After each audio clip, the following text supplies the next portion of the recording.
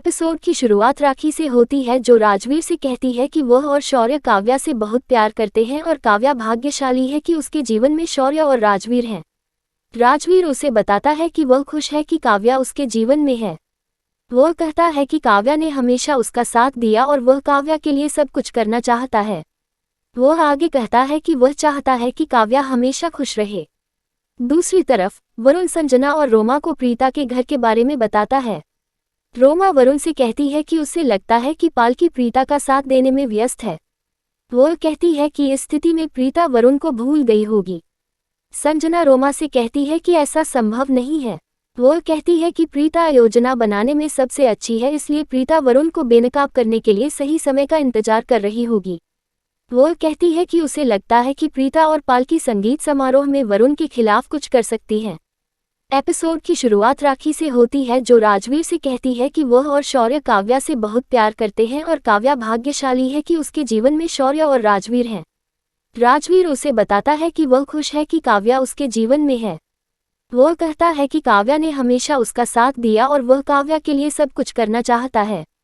वह आगे कहता है कि वह चाहता है कि काव्या हमेशा खुश रहे। दूसरी तरफ वरुण संजना और रोमा को प्रीता के घर के बारे में बताता है।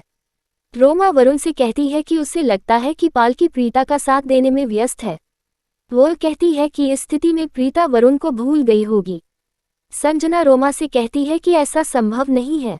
वह कहती है कि प्रीता योजना बनाने में सबसे अच्छी है, इसलिए प्रीता वरुण को बेनकाब करने के लिए सही समय का इंतजार कर रही होगी। वह कहती है कि उसे लगता है कि प्रीता और पालकी संगीत समारोह में वरुण के खिलाफ कुछ कर सकती हैं। इस बीच करीना काव्या को संगीत समारोह के लिए तैयार होने के लिए कहती है। काव्या वरुण को बुलाती है और उसे दुकान से चूड़ियां लाने के लिए कहती है जहां वे गए थे।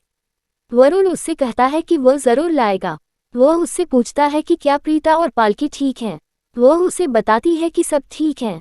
वह उसे बताता है कि प्रीता और राजवीर लूथरा हाउस में रह रहे होंगे क्योंकि प्रीता का घर जल गया था। यह सुनकर वह चौंक जाती है। पालकी शनाया से कहती है कि आलिया उनके घर में सुरक्षित है क्योंकि वरुण को नहीं पता कि आलिया उनके घर में है। वह कहती है कि आलिया बाद में लूथरा हाउस आएगी। आलिया पालकी से कहती है कि वह उसे बाद में कॉल करे। पालकी आलिया से कहती है कि वह दरवाजा न खोले। वह शनाया और प्रीता के साथ वहां से चली जाती है। आलिया खुद से कहती है कि आज वरुण का खेल खत्म हो जाएगा। वरुण संजना और रोमा से कहता है कि उसने आलिया को मारने के लिए पालकी के घर गुंडे भेज दिए हैं। संजना वरुण की तारीफ करती है। वह कहती है कि उसे विश्वास है कि वरुण लूथरा से बदला लेगा। रोमा और वरुण वहां से चले जाते हैं। राजवीर सजावट की देखभाल करता है। राजवीर को देखकर शौर्य चिढ़ जाता है।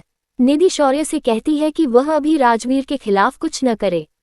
सैंडी और शौर्य इसे पीने के लिए पानी में शराब मिलाते हैं। प्रीता शौर्य को शराब पीने से रोकती है।